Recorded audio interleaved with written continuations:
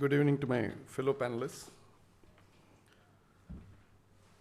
And it's an honor and pleasure, sir, to share a dais with Mr. Jain. We have seen you fight a civilizational war on behalf of us.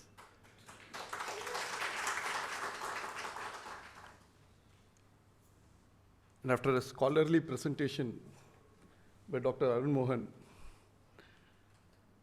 I would like to step back and go into the making of the Constitution itself before we revisit the Constitution, as we revisit. As I was introduced, I'm a chartered accountant who is now dabbling in law, mostly economic criminal laws, and I can see a lot of sense that you make out, especially after the Vijay Madan Lal Chaudhary judgment of the Honorable Supreme Court, where they have outweighed independent rights over with the social requirements. I'm sure Article 23 will have its own natural death over a period of time when we start placing overall interests of people rather than individual interests. My interest in this subject on constitution making arose from a 40-page essay in a book titled Ayodhya, which was authored by Shri Jitendra Bajaj, who is here. And I would urge each one of you, it is available in the net, but it is better to buy the book and read it. But it was in the aftermath of the incidents in Ayodhya in 1992, where this book was written, and several stalwarts have given views on the socio-political economic situation in the country which led to the events. And all these were done in Chennai, of which Shri Bajaj wrote a scintillating 40-page, shall I say, a preface or an introduction. And I always tell him, sir, whenever I'm in deep depression, I read that to motivate myself to come back to life. So especially youngsters, don't miss it. Now, Madam, you started being slightly defensive about the topic, if I could understand. Revisiting the Constitution should never be a defensive subject, especially in the Indian context. In fact, in America, today, there is a deep discussion going on whether the American Constitution, society, socio-political, economic order reflects the American Revolution, or are they reflecting the French Revolution? It's a very deep intellectual, academic discussion going within America. In fact, Article 23 of the UN talks about the Security Council, and Article 27 talks about a veto right to 5 permanent members. Who are the 5 permanent members? Britain, America, France, China, Russia. Britain had a revolution in 1642. France has it in 1789. America 1776. Russia 1917. And China in 1949. So if you don't have a revolution, you don't have a bloody past, I'm sorry for the language, you are not entitled to occupy the high table in the UN. The first thing you must understand. The second thing that flows from here is 1776 US revolution and 1789 French Revolution for us is basically part of the Western civilization. We believe that this is West, whether it is right from, just like for us in Tamil Nadu, anybody who is starting from Guduvanjeri, which is the border of Andhra, is a Punjabi. You know, anything to this extent that anything from probably Turkey is West. When Samuel Huntington wrote his book, Clash of Civilizations, he pointed out at Indic civilization, he pointed out at the Japanese, he pointed out at the Chinese, he pointed out to the African, he pointed out at the Latin American. These were all continent or area specific, excepting Western, which was compass centric. It was never defined that Western civilization begins at the end of Turkey and ends with, say, California. It is something which is equivalent to Christian civilization. But even within the Christian civilization, there is a huge dichotomy that is happening within America. I am using, because I have a very limited time, and I know stalwarts are going to speak after me. So, even within America, whether America reflects 1776 or the French Revolution of 1779 is something that is going on in a very significant manner. Why is it that is happening? For Americans, they got independence from an imperial country, and the state was oppressive. So they placed freedom as the paramount one. So that is why Article 23 and other things starts coming into our constitution. The individual liberty was given a paramount position because they believed the state will be oppressive. And they said, we are going to replace the state, an imperial state, with some other thing. Whatever be the contraption, whatever be the idea, and whosoever comes in will be an oppressive state. And we have to have somebody who will have some mechanism to see that the state is kept as a minimalistic one and is not intruding into the liberty of the individual. For the Americans, interests were the guiding force. For the French, which came from the Enlightenment, which was a war against Christianity, which was a war against the church itself, reason was important. For the Americans, freedom was to be preserved against the state. For the French, the state was to be used by reason to achieve social justice. It is the same state, the same revolution. For the Americans, the individual rights were essential to protect the interests. For the French, the collective sovereignty of the people, the general will stood above the rights. Finally, the American, no one interest could be entrusted with the state. All interests had to be limited and balanced by their opposition. For the French, the state was a tool that should have no limit so long as social justice was pursued according to the common will. Fair enough.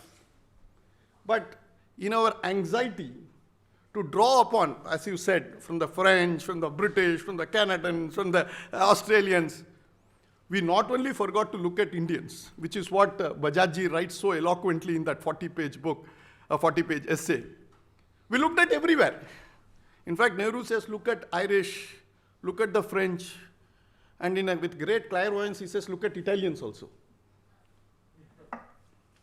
And then there is a book which is about the Magna Carta of Christianity, written by one great author called O.S. Guinness.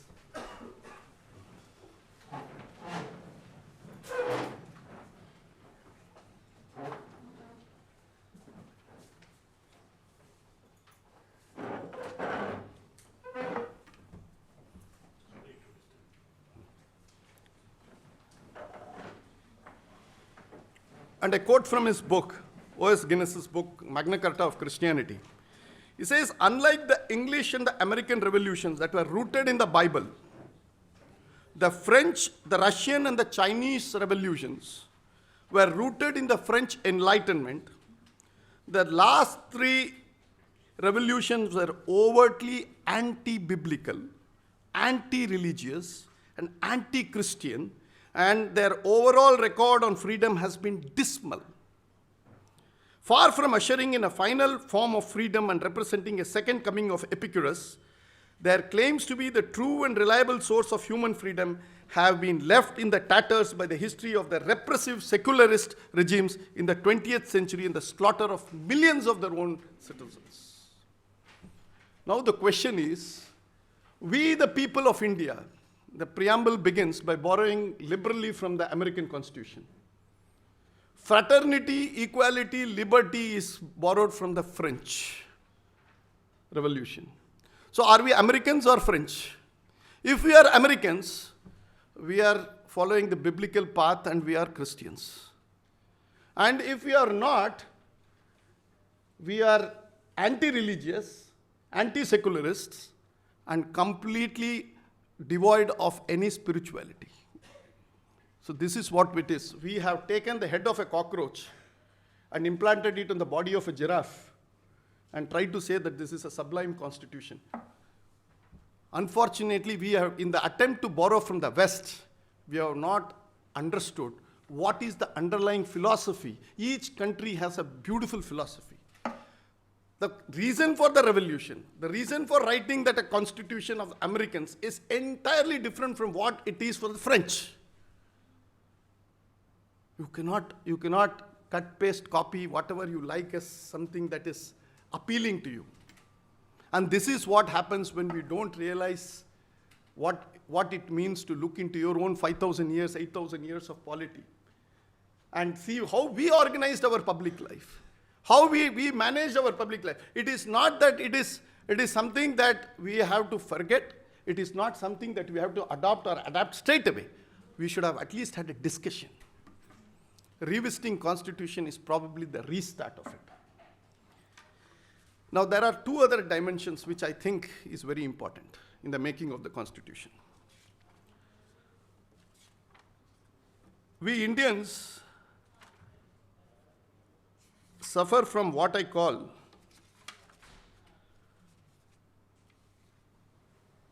from a phobia, which is called paraskevidika triophobia. It's a slightly tongue twister of a name. It means the fear of Friday the 13th. It has its, again, biblical roots, because Friday the 13th, it was 13 people were supposed to have wined and dined along with Christ Last Supper.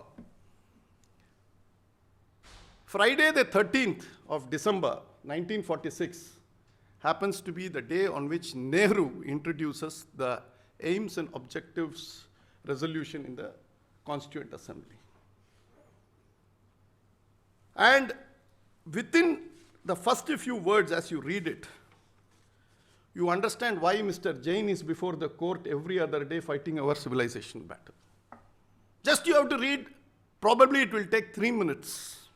There are 8 points wherein the objectives of the Constituent Assembly is laid out in legal terms, precise, laser-like, and sharp.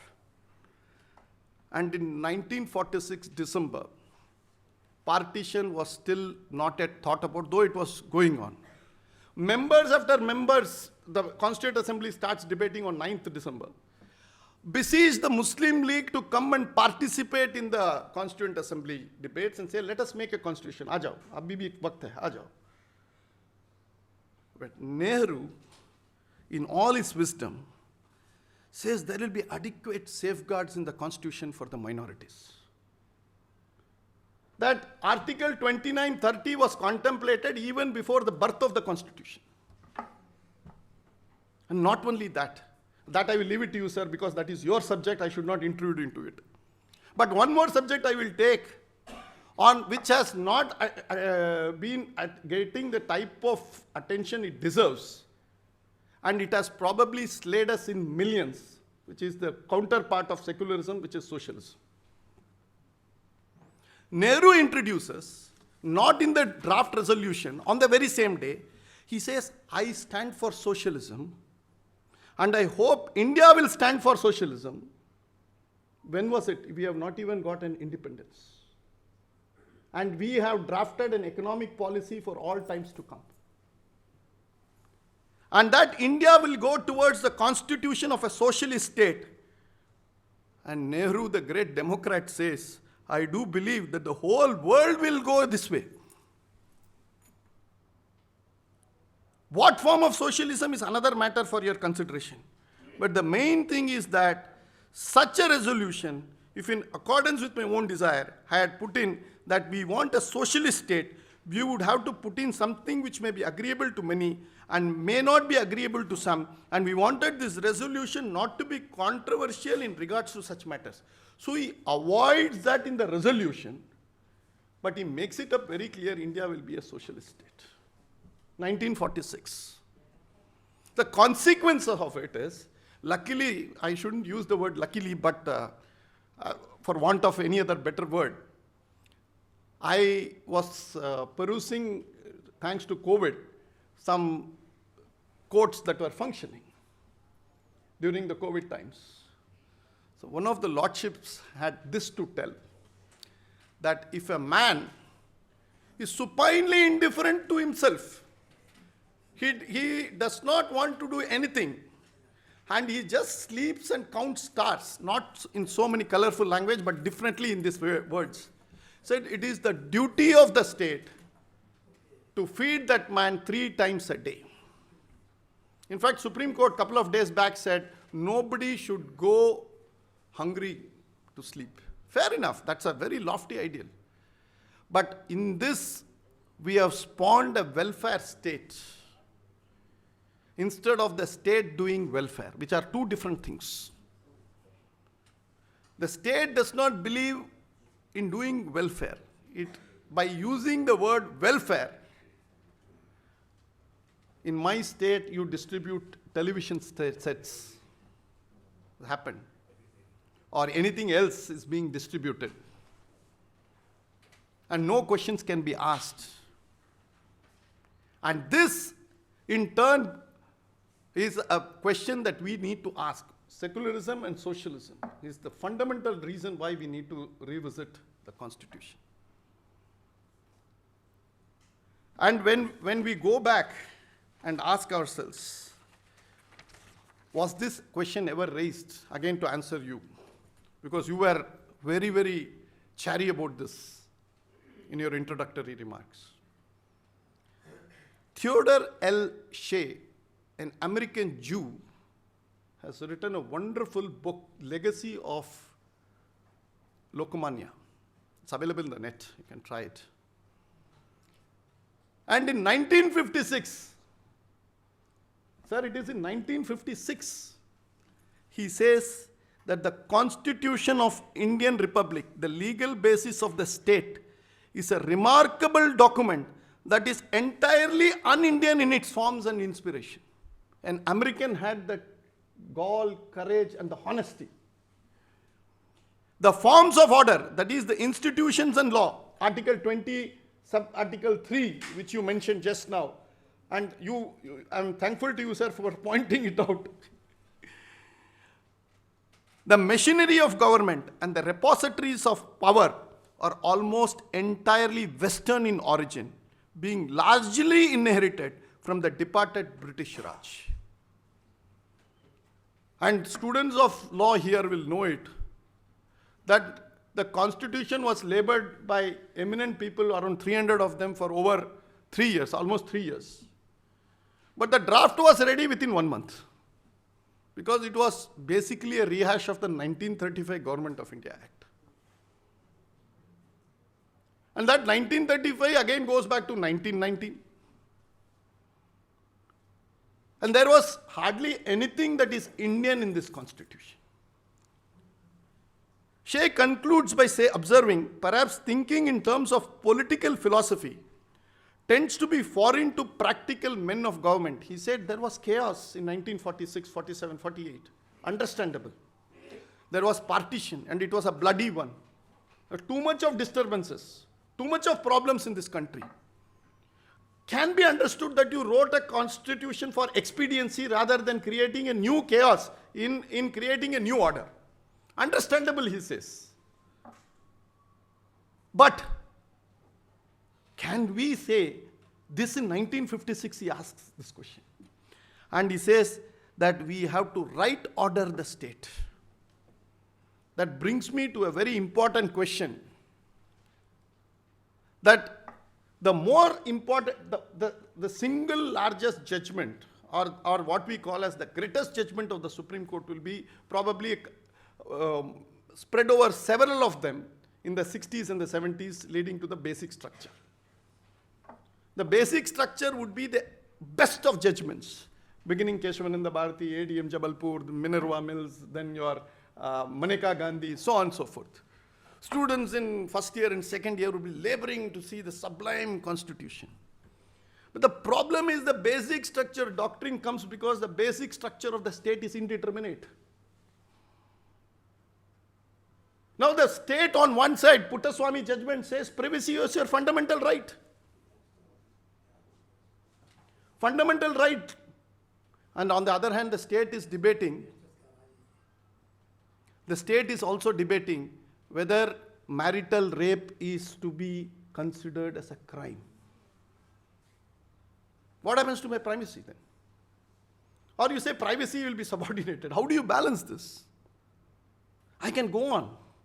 And some of these judgments that you see arising from the Supreme Court, whether slipper and chappals are different, or whether they have to be in the same, as a tax student, we always laugh at the way in which it is being interpreted. And we leave it because at first blush we have not defined. Article 12 is not precise to say what will be the role of the state, the basic structure of the state. And that has allowed us to have a drift. So BCCI is a state. Judgment of Supreme Court. Then Volleyball Association is a state. Could be possible tomorrow somebody goes and says volleyball is such a big thing that you have to have Volleyball Association to be a state. Then Gilli Danda Association state. So where are we heading? Where are we finally trying to do all these things using our precious resources? So this brings me to what one Shankar Rao Dev summed up on 21st of November 1949. If you close your eyes and listen, you would see what Madam just spoke. He says, Constitution recognizes the sovereignty of the people in complete accord with the philosophy of Rousseau's social contract. It is consistent with the theory of separation of power of Montesquieu. Its secular character is in conformity with the spirit of Renaissance. It has taken the federal institution, first adumbrated as a measure for practical politics at the time of American independence. The distribution of powers in the Indian Federation has been fashioned by the Weimar Constitution of Germany in 1918. The chief executive of the Indian Republic is neither fully American nor completely French. He will not govern as much as the American president, nor will be like the French president, an automatic machine for collecting of autograph of responsible ministers. And yet, as under the Weimar Constitution of Germany, he has the potentiality of being a virtual dictator.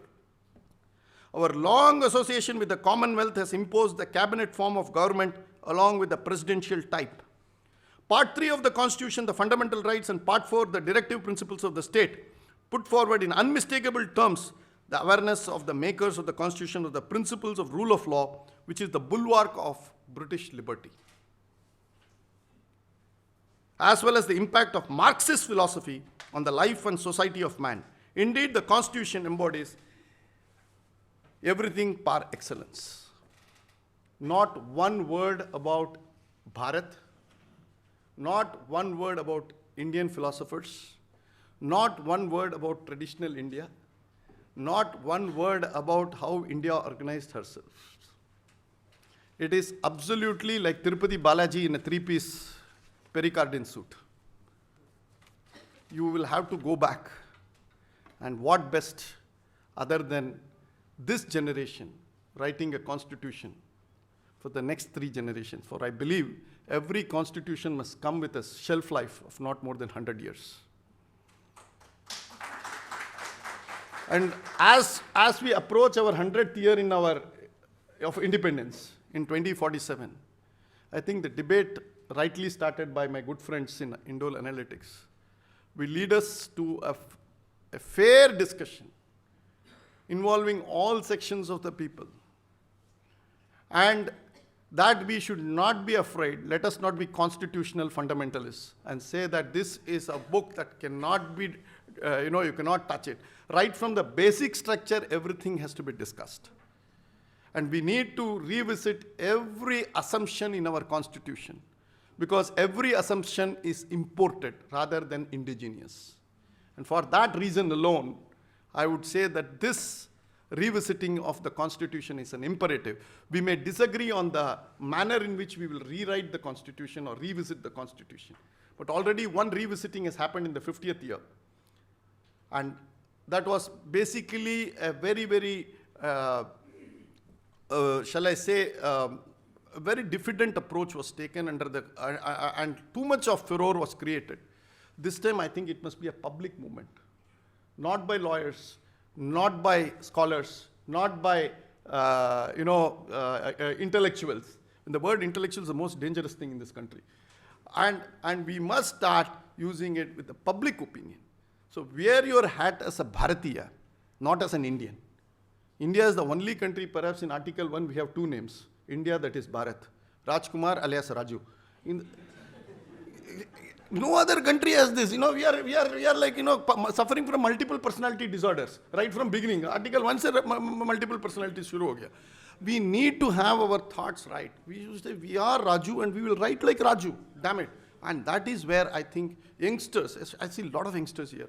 I think this revisiting needs to be done by several of us with so much of research on just one article. Sir has given such an enormous exposition. I think you take each one of them, I think we can do wonders, we can do much better. And not to say this constitution is anyway inferior. It has been a great constitution. It has been written by stalwarts with the best of intention. But it is un-Indian is also a fact. I will stop with this and thank you all for a very patient.